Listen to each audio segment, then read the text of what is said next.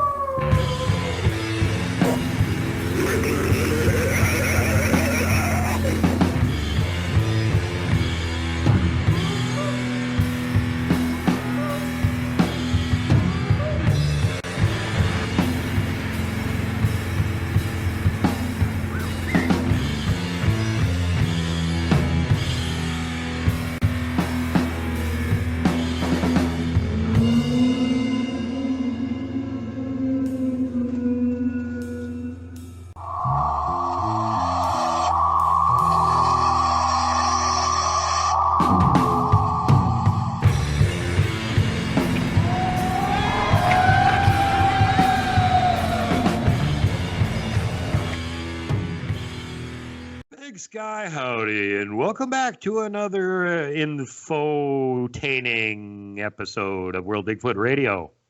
And with us this time, I'm extremely pleased to have this guest with us. Been wanting to get him on the show for a long time, didn't know how to contact him. I knew that he lived up in Alaska somewhere, and then finally, I just had Bigfoot to go grab him by the collar and drag him in and make him come on my show. So welcome to the show, famed Bigfoot illustrator and artist, RobRoy Menzies. Oh, thank you. What an introduction. Yes, you found me. Darn it. Well, here I am. It wasn't easy to bribe that Bigfoot to come drag you in and make you go to do a show. I know.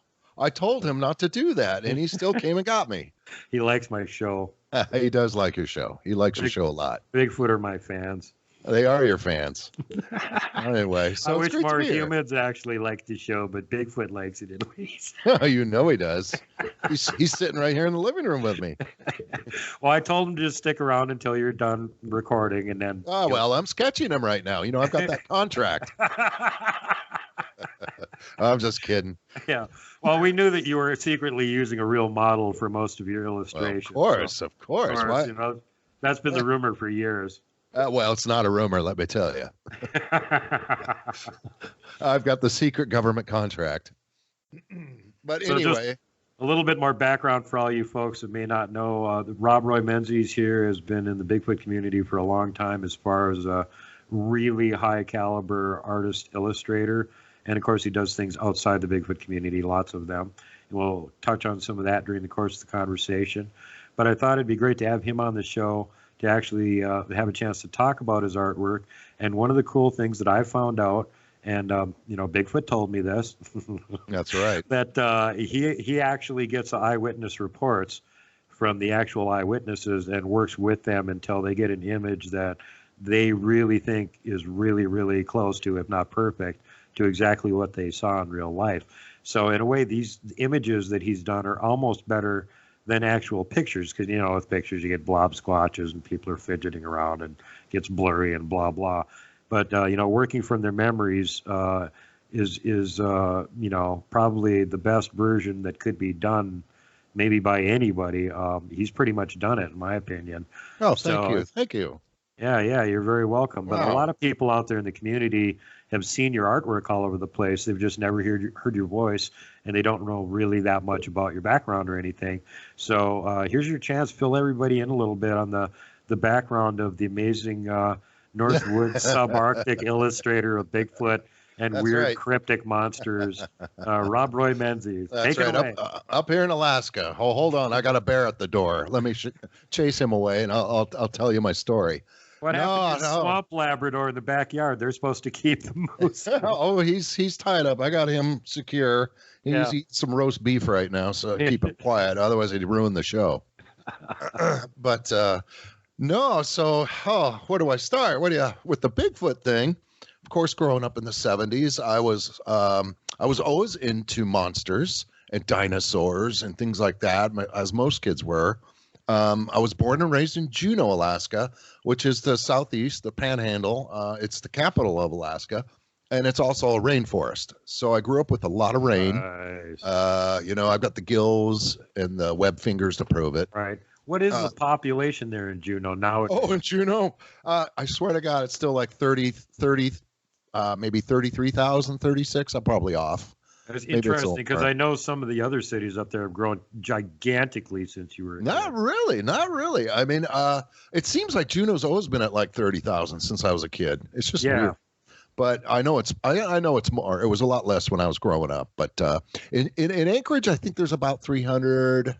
What is it, like up to 360, 380,000, maybe.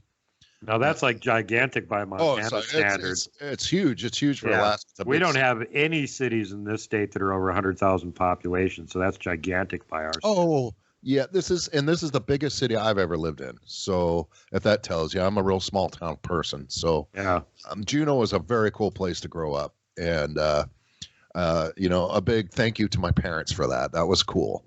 But anyway, yeah. So. Drawing Bigfoot, I started just being just one of these kids that was talented with drawing early on. And of course, growing up, liking monsters and whatnot, Bigfoot was part of it. Even though I was in Juneau, I knew about the Patterson film.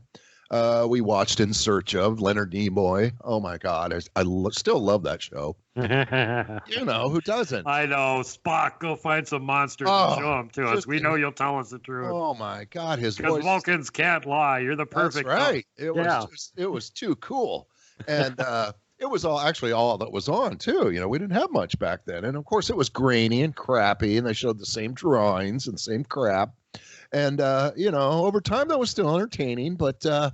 Then I guess puberty kicked in and I got into rock and roll and everything else in between. But I was still drawing. I actually went to art college. I graduated. But all this time, I always had this interest in Sasquatch and Bigfoot. And I always kind of, if anybody talked about a story or somebody said, well, I saw one, I'd always listen to them or encourage them to tell me their story. But it wasn't until about the mid-'90s when the internet started becoming real easy and popular, and we had the dial-up, and so like I said, we were talking yesterday. I was sitting there one day, bored, going, "Okay, what can I see?" This internet thing was brand new, and I'm like, "Oh, it came to me, Bigfoot." Right? Boom. Maybe somebody on the internet has heard of Bigfoot. Oh, and I had no idea. And boom, there were all this information and websites already. Well, there were, there may be 15. But still, compared to what had been available before that, that's suddenly a lot. Like in the candy store, yeah. Yeah, I mean, excuse my language, but oh, that's okay. It was one of those kind of, oh my God. And so that was about 95, maybe 94. And that re-energized my whole interest in Sasquatch. And as I became familiar with more websites, I became reading more stories, and I became really interested in what these things look like. And I was always blown away by the eyewitnesses that got a really good close up of the face. Sure, there's a lot of people that see the body, but it's really rare to hear a guy that has saw it up close. And those were the ones I honed in on, and I studied, having the artist background, and I graduated as an illustrator through college. Always paying attention to detail, always good at looking at something and drawing exactly what I see. And being that photorealistic artwork. Yeah. Photorealistic. I love it. I just absolutely, and that's how I do it. That's just, I can't, if you ask me, Rob, draw something abstract, I'd kind of go, oh, I don't know. Um, How I do you just do that? It doesn't yeah. look like anything I've seen. Is this what you mean? Is this it? I don't know. So I've always done that. So the Sasquatch thing came natural for me, just being a monster, that first of all, for me, it was cool. And then there were people that claimed to see him. And I'm like, no way. So I became very interested in the eyewitnesses. And those are the people I kind of, I sought out. Like I told you, first. Back up a little bit. Sure. Let me cut in here a little bit. Please do. When you saw the Patterson-Gimlin film, I'm assuming that was like in the theaters in 67, 68 when it was running back then? Or was it afterwards? I would say the first time I ever saw the Patterson-Gimlin film was probably either a Bigfoot, one of those cheesy 70s Bigfoot movies. Okay, where they had just incled the footage. Oh, yeah. What's the guy from Airplane? The guy from Airplane. Right. That has the cheesy Leslie Nielsen. This is Bigfoot. It just cracks you up when you watch it now. Yeah. But In Search Of, I remember watching it on In Search Of, and that was the 70s then when In Search Of was on, and of course I love that show too. Hey, how could that go wrong? Spock finding monsters. Sure, but my point here is that you're a little bit younger than me, but not that much. Right. At that time, there was very little recognition that Bigfoot actually existed, and especially that it could exist anywhere outside of the Pacific Northwest. Well, You're kind of up the coast from the Pacific Northwest. Right. So was there more, like in the 70s when you were a kid, were you hearing stories coming out from around that area? Was there any recognition from the local people that, well, yeah, we got a hairy man up here that's like that? Yes and no. I myself personally, when I thought of Bigfoot, I thought of California and Washington. Right. I didn't think of Alaska. I thought it's too freaking cold up here. I wouldn't be interested. But I did hear some odd stories, and as I got older, I started hearing more. And I had a weird encounter myself when I was in my teens that I'll share later. But it was kind of it wasn't quite figured out there. There was no way it was living in Alaska at that time. But the Patterson film, I was kind of like, I don't know. It could be a guy in a monkey suit. I don't know. Just didn't really know. But we were aware enough running around in our woods in Alaska. We would joke every once in a while. Oh, it's a Bigfoot. So that was popular in the 70s to joke about it even. But anyway, I think I'm getting off track. What were you asking? That's pretty much what I was asking. I was just wondering how much really recognition there was of it. Because I can remember with my friends, we'd go out camping and stuff, and they would joke around about, yeah, haha, Bigfoot, good thing we don't live anywhere near there. And they sort of had the same. But see, we knew that we had like bears and other issues to deal with. Exactly. So we were still circumspect and had guns. Well, and growing up in Alaska, of course, Juneau, we had bears.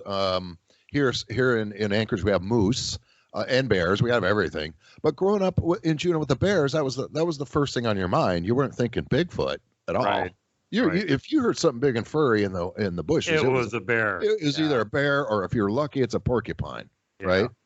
Yeah. And lots of bear around there, lots of black bear and brown bear. So it was very common to see them in your yard or just walking down to get your mail, and there's one sitting and eating salmon berries. And you turn around and run. Exactly what they tell you not to do, but you do it. Yeah. And 9 times out of 10, they do the same thing. They turn around and run.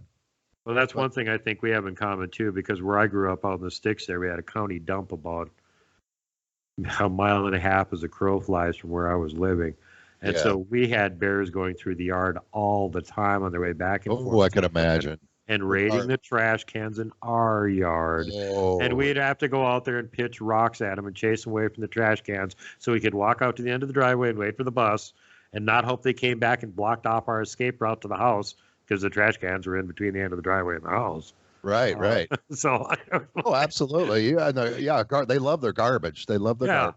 Yeah, they weren't really interested in attacking us. They just wanted to raid the garbage cans. And that's really, we had a lot of berries. We had a lot of food sources. So they were really interested. Most bear encounters, honestly, that I've had have been pretty, non-threatening. They usually just look at me like, I don't care. Yeah. And their demeanor, you can tell their whole body language is real relaxed. Yeah, and that's the other thing. So, You can tell when they're profiling to attack you. There's good oh video yeah, of that. sure. And it was actually a guy in Minnesota that had a black bear profiling to attack him. Oh And, yeah. I was in that position where there was this really huge, ancient, gnarly black bear, and he tried to get me twice. Ooh. And he finally got smeared by a state patrolman on his way to an important call. He was doing about 70 miles an hour and going around this long, sweeping curve in the woods. And it ran across the road in front of him and totaled the car. They had Yeah. the jaws of life to get him out of it. And they had the bear smeared across the front of the hood. So I got a Yep, good done. picture of him. And I Yep. could see his face was the same one because he was so old he had gray rings around his eyes and he had like a diamond-shaped patch on top of his Yeah, nose. old guy, So old it's guy. obviously the same bear. But Yep. the fun thing was since they were curious and he was that big, they weighed him. And he was 720 pounds. Wow, that's a big bear. For a That's black bear, that's a big really black on the big side, yeah. Yeah, I've seen some big ones. I've had some big ones in my yard, and they do get big. But the brown bears. Oh God, I've seen, Yeah, but they're huge. gigantic. They're like horses. oh, I mean, no. grizzlies are big, but they're inland bears. Their food source is different. The Kodiaks, the brown bears, live on the ocean side. Their diet is the food. They have a bitter food source, makes them fatter, makes them bigger. So they're just naturally bigger. Now, of course, the biggest bears are the polar bears, but I think then you go into the Kodiak brown bear, then the grizzlies, and then down on the chain. But there's so many different variations of them, and it brings me to Bigfoot. That's what I think Bigfoot are. I think there's different variations of them, but we'll get to that too, I guess. But Totally agree. So now getting past the 70s when you're a kid and all the kind of 70s, running yes, around the kid. woods, you never like had any maybe Bigfoot type things happen when you were a kid? Okay. I'll tell my story. This is a good time to, I guess, to tell my story. I was 17 years old. Now I've never told this story. I don't know. I've never told this to public. So here we go. Okay, Yeah, this is it. Nobody spread it around now. Just keep it amongst This is the ourselves. world premiere. But Okay. this really happened to me. And keep in mind, my mind was not on Bigfoot at this time. I was 17 years old. It was, I want to say it was either November, December. It had just snowed. It was beautiful. Well, you think of Alaska, it's just beautiful. Everything's covered in fresh snow. It's still cold out. It's Friday night. My buddy, and I'm just going to use his name because he won't care. David Arnold and I were driving in my 73 Ford Bronco. Okay.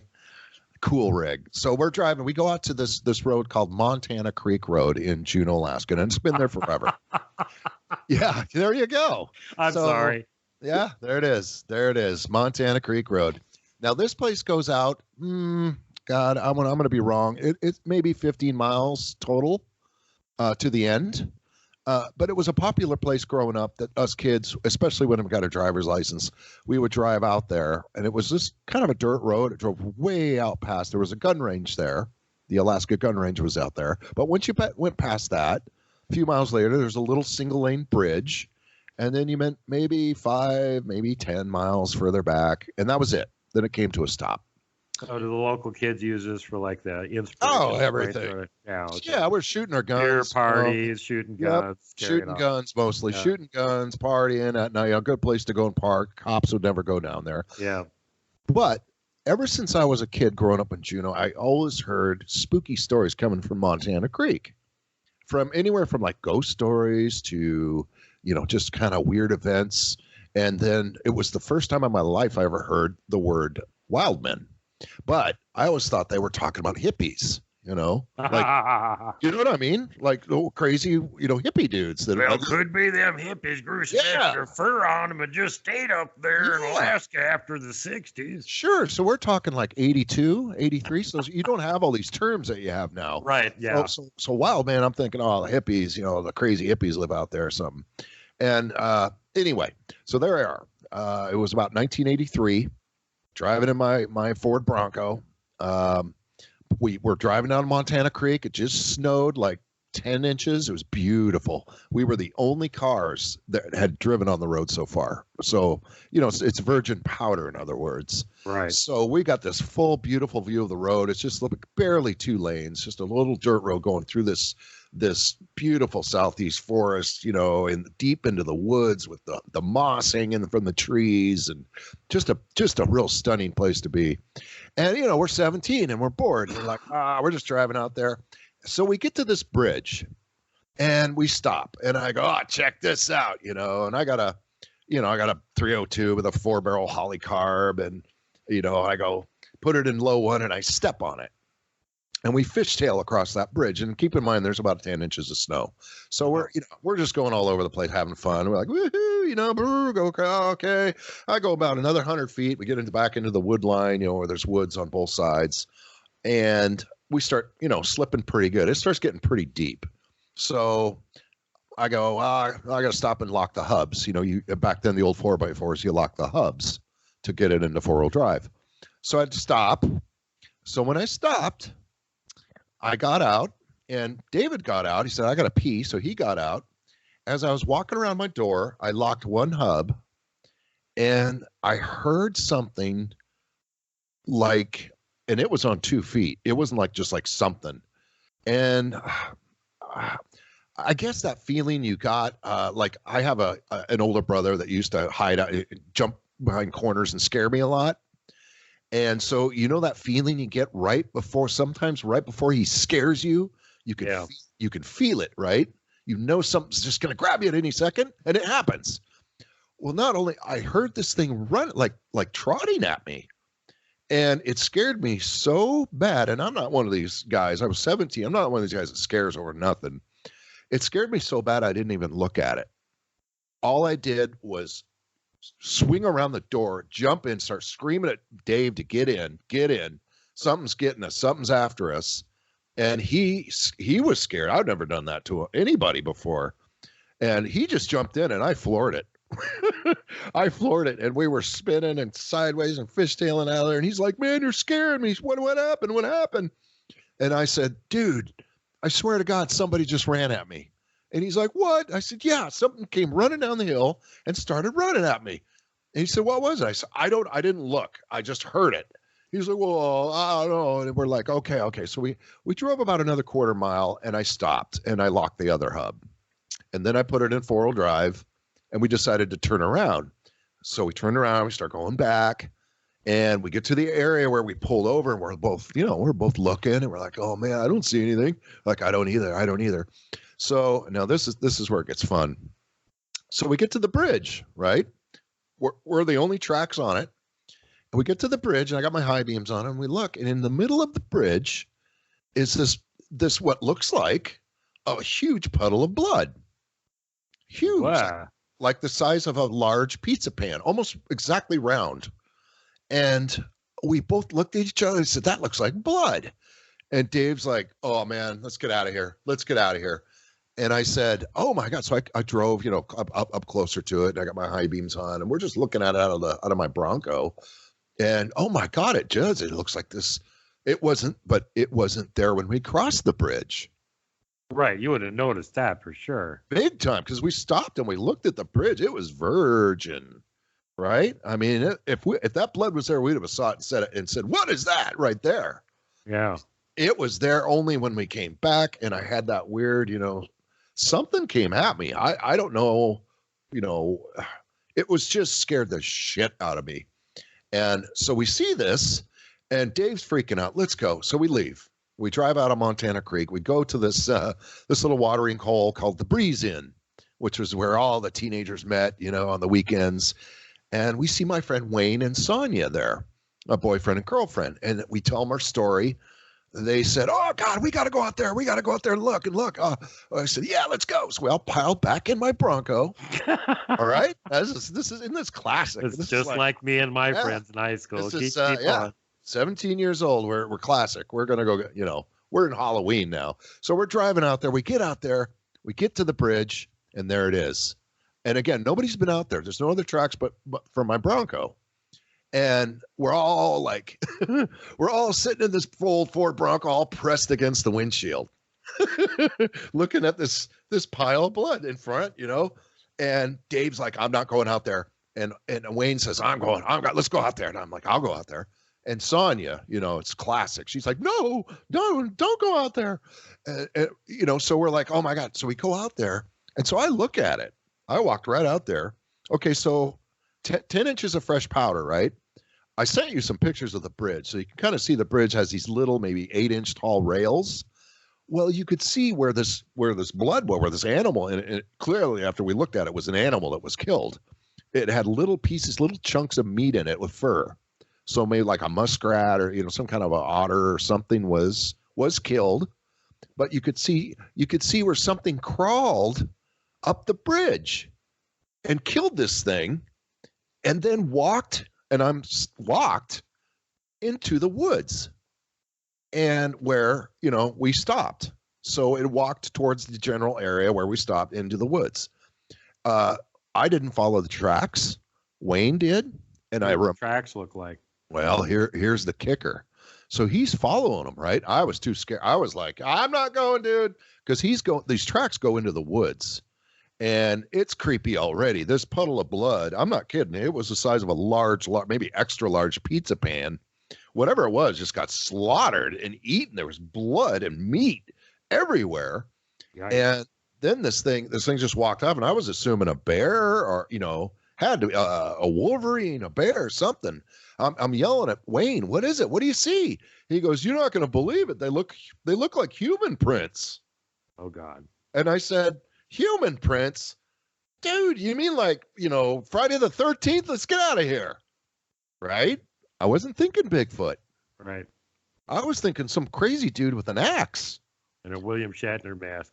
Right. And at that point, when he said, it looks like human tracks, they are human tracks. Or, he couldn't tell. They just looked human. Yeah. Bipedal, 2 feet, wasn't a 4-footed animal. It's what we expected. Right. Or an eagle. Or was it an eagle? No. Whatever it was, walked into the woods. So we all freaked out. Of course, Sonia, Dave, let's get out of here. They're freaking out. And Wayne slowly walked back. We, both checked out the puddle of blood again, and, clear view of it. When, of course, we didn't have cameras back then, it was 1982, 83. So, but clearly I'll never forget this thing, in the blood and on all these little chunks, just shredded of meat. And, anyway, that's my story. I call it my blood bridge story. Yikes. So I don't know what happened, right? I don't know. I just know that's exactly what happened to me. Now, I'll tell you the history of Montana Creek. I know 2 people personally I grew up with who had Bigfoot sightings on Montana Creek.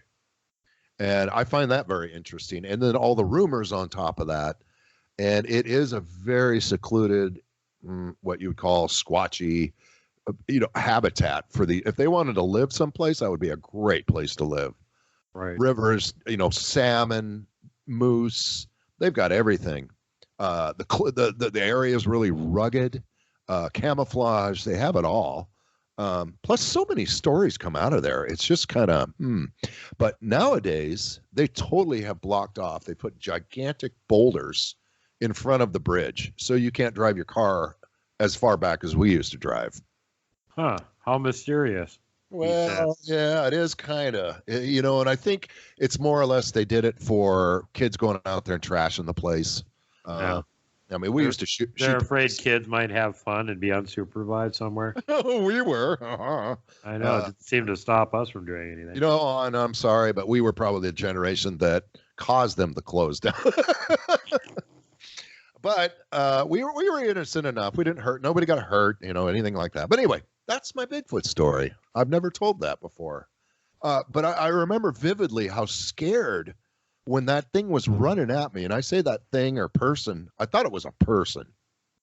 And like my brother, I felt like it was going to grab me at any second. And I must have moved like a split second from that, bending over, locking the hub, hearing that thing.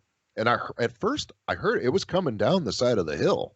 I kind of had to maneuver down the hill, and then it just started like booking at me. And I just went, I just jumped in. I wasn't even going to take a chance. just jumped in and put it in first and floored it. Told David to get in, But anyway, yeah, lots of stories from out there. One was a good friend of mine found tracks, which they followed, and they went for what seemed miles. Gigantic, I'd say 16 to 17-inch bare human tracks, walking through creeks, walking in the beach, perfect tracks. And again, it was my buddy David Arnold who was with me. He was with Johnny, who saw the tracks. Another friend of mine who drove a 73 Pontiac, I think it was a Trans Am, green one, full of kids. One weekend, Friday night, going out to Skater's Cabin, which is right next to Montana Creek. He said he was driving. There was an oncoming car, both cars doing about 5 miles an hour because it's a real slow dirt road. And then he swears to God a Bigfoot walked out of the woods, walked in between both cars, which were full of people, and just kept walking into the woods. And both cars just stopped, and they sat there for what seemed like 10 minutes. And they all were discussing what they saw. And then they finally drove up to each other, rolled down their windows, and they both confirmed they saw it. So, those are two stories that I know, and then mine. Wow, you got a couple carloads of kids that all have a sighting at the same time. Yeah, and this guy was serious. Telling, yeah. He was a serious dude. I mean, he was just kind of a stoner kid. He was kind of I want to say a black dog. He was, he wasn't a real popular kid, or he wouldn't hang out, but he partied a lot. But when he told me the story, he seemed very, very, very serious and very, very convincing anyway. And being that he said, you can talk to this, he had all the eyewitnesses there. But he said this thing was ginormous and just walked in front of both cars. Like, whoops, gotta get out of here, Oh, God. Anyway, so the curiosity with me drawing Bigfoot is there. It's those stories like that. And I learned to talk to people that eyewitnesses, especially since I've never seen one. I'll get that off the record, right? I've never seen one besides that little incident I had. So I'm just curious, just got really curious. And I got sick and tired of seeing all the same old blurry pictures and crappy drawings. It seemed like nobody, there was very few high caliber artists, especially doing any kind of artwork, let alone like scientific artwork, that can be taken somewhat seriously because you take a forensic artist and, they're used to draw people to put them in jail. So I would figured I'll do the same thing with people and draw what these things look like, and I'll figure that way. And that's what I did. I just talked to a lot of people and started drawing a few of their stories for them. And most of them live down south, and I would have to email them, the drawing, and they would email back, had bigger eyes or whatever. And so and so. So, that's what got me into it. And I've always been curious. Always had a good full-time job, taking care of kids, family guy, had responsibilities. So I couldn't put all my time into it. But always in the backside, I were always interested in it, always personally taken on little projects of my own to see what these things look like. Interviewing eyewitnesses, anybody who's seen when I try to talk to. So yeah, that's how I got into it. So a lot of the illustrations you've done are actually from the eyewitness reports, like I referenced at the beginning of the show. And Yeah. I'm trying to think of her name right off the top of my Bobby head. Short. The one lady that had an encounter. Well, no, I mean, her too. But go ahead. Cheryl Jenkins. Jenkins. Yeah. So Yeah. Bobby Short, everybody knows Bobby Short, I'm sure, and her website, Bigfoot Encounters, is still out there. Somebody else is running it. I wish I knew his name. I should. I know Bobby's daughter too. She's a wonderful person. And parenthetically, her book is her book is available finally, and go get it. It's great.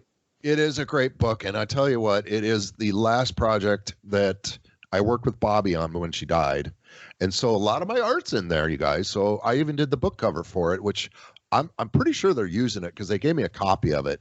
Of course, it's not in printed version; it's on a PDF file. But they it's also free. Go download it. It is. It's free. And I'll tell you what, Bobby, her website was just a library of information. I remember spending hours on that website in the 90s, just absorbing all the eyewitness accounts that she would get, document. And then she was really the first one who I want to say discovered or, saw my Bigfoot art and went crazy. And that was encouraging. And so it's still on her website. If you go to her website today, it's still active. Still a great, great website. Many, many stories. You'll see a lot of my little sketches, a lot of little drawings around. You see are mine. And that was from the 90s. That was early on. Before it was, finding Bigfoot, before it was a big fad and people are making money and everything else. I was just into it really for myself. I wanted to know what these things were, if there was really truth to it. Watching the Bigfoot, the Patterson footage over and over, and then going through that phase. And you kind of, don't we all go through a phase where we think, just for a second, it's not real? Yeah, right? And you go, then the next day you lovely wake breakdowns of the. I do that with my own sightings. I wish they weren't real. Some of them especially. I can imagine. But you went through the whole Patterson Gimlin film and did a really great breakdown on the one infamous. I did. And we're showing you those pictures right now, folks.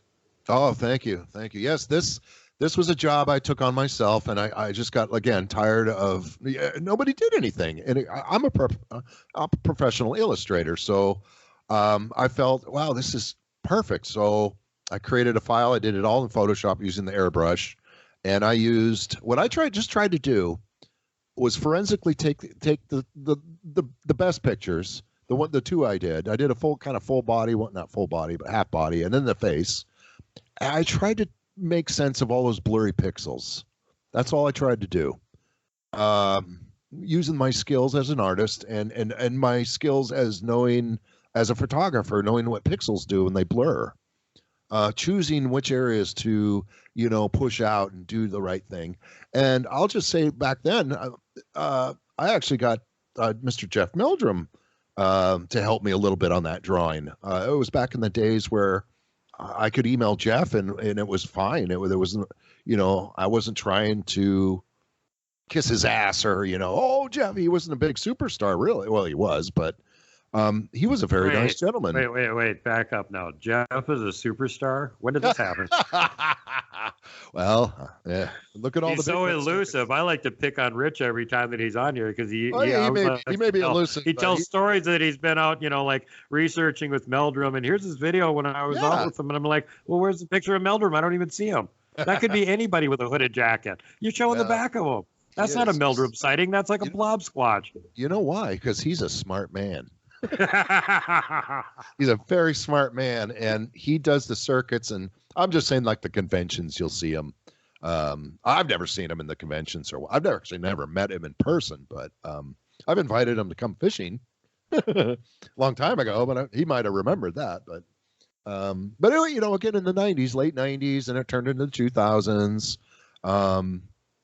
It was a great learning. It was great to know Bobby and get to know different people's experiences and eyewitnesses. And Bobby was the first one that gave me I think it was my first drawing I did from a lady I'm pretty sure it's Montana.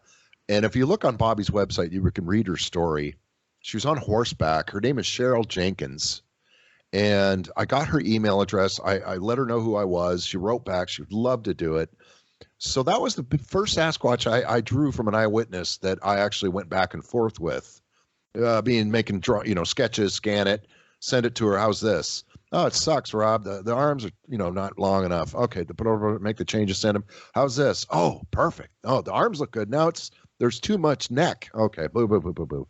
So what we end up with is as close as I can get to what she saw. And that's it. That's all I'm trying to do. I'm not putting 3 eyeballs on it for my own sake. I'm not doing weird stuff or anything. I'm not saying anybody else does, but I'm trying to get the picture here. And after doing so many of them, you realize that they are different, like humans, but different too. And I feel like bears or deer. I think there's different species. I think there's different kinds that have different features, because I've talked to different people that describe maybe subtle differences. And it seems that maybe either it's just simply they're just that different looking, or that simply there's different species, much like black bears, brown bears, polar bears, and such, being whatever their environment is. The ones up north here maybe are bigger, which would make sense, much like the Kodiak brown bears are bigger because they have a huge food source of the salmon. And I think because that's what the natives would think too, and have said, you know, the Sasquatches love the salmon, and they follow the salmon. And once the salmon leaves, they got to go somewhere else for food. But my point is, they're big. The salmon gives them lots of fat and oil, and it's a great diet. There's plenty of it. Why not? You know, I would agree with you on both points there. First of all, that within a given group, there apparently is a wide variation. And I know several researchers that have been involved with certain troops of Bigfoot over long time periods and have seen a bunch of the individuals.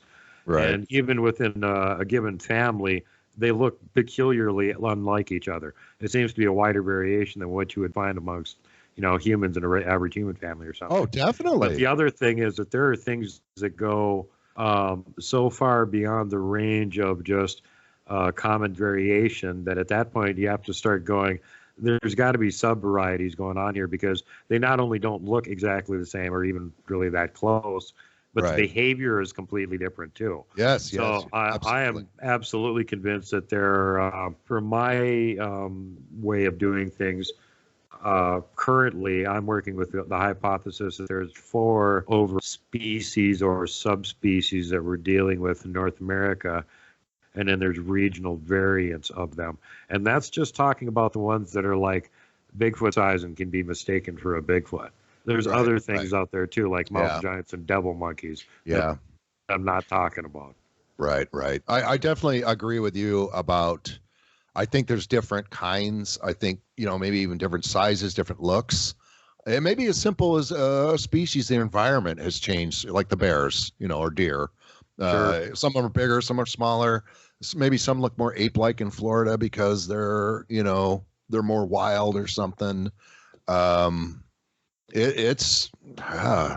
who knows? But it's got to be something. It's got to be something to do.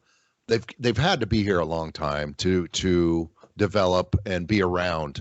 Unlike us, who supposedly, you know, came from apes, and you know, they've evolved kind of more or less. Their senses have evolved. They've stayed the same.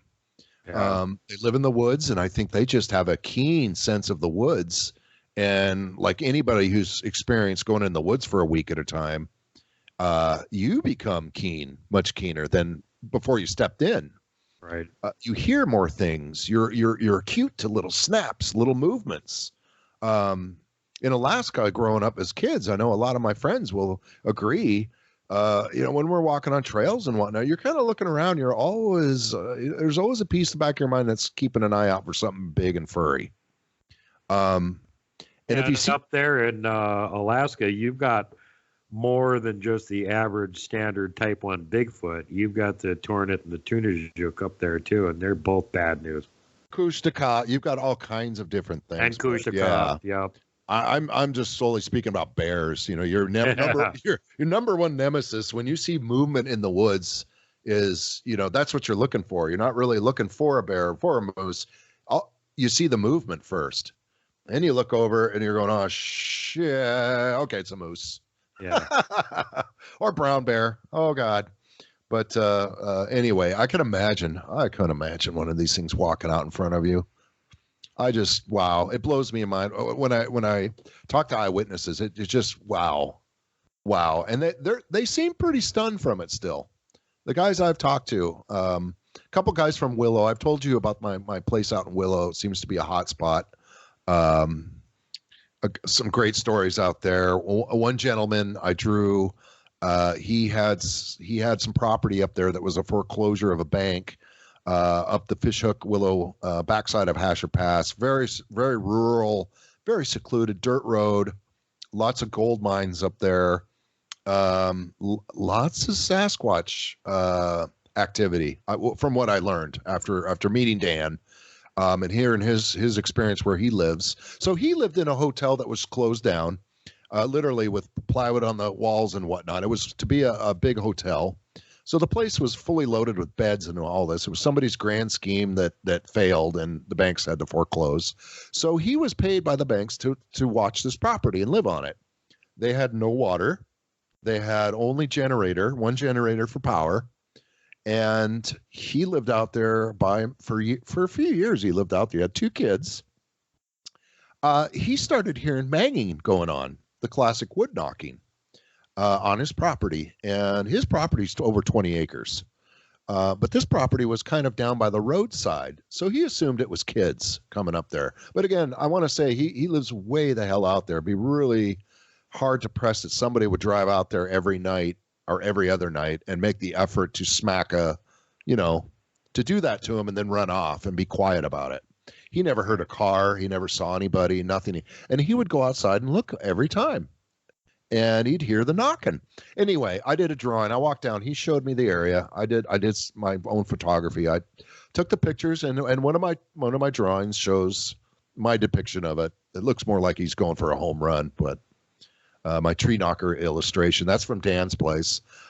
Dan also found a 17-inch track about 100 feet down from his driveway. And this is one of the coolest stories I've heard, totally Alaskan, from Dan, which makes me think there's something going on up there in this valley, because he's got stories himself. His neighbors have stories. My other friend from there, who lived there, has stories. It just seems like something's going on. But he was sitting in on his property. He was sitting in his Ford Bronco, and he was watching a movie on his laptop. Of course, remember, he doesn't have electricity, so he would do that a lot. He'd turn on the Bronco in the wintertime and the heater on and everything, sit there, watch a movie on his laptop plugged into the dashboard. And he said he was sitting there. The kids had gone to school. Nobody's been around. It is fresh snow everywhere. He's way up there. Nobody's around for hours, days, He's sitting there watching this movie, and he says a snowball hits him right in the windshield. Right? If there wasn't a windshield, it would have hit him in the face, he said. So it just splattered on the driver's side. And he flew. It scared the hell out of him. His laptop went flying. And he jumped out immediately and started yelling. He figured it was one of his friends. Right. And or what? The kids are at school. They're not supposed to be out screwing around. And he's yelling, "You bastards, all right," and nothing. So he ran right over there. Nothing. No cars. Ran down on the road really quick. Nobody around. He called all of his friends. Nope. No, dude, I'm at work. So that was kind of funny. I don't know. I'm not saying it was a Sasquatch, but do they throw snowballs? You know what I mean?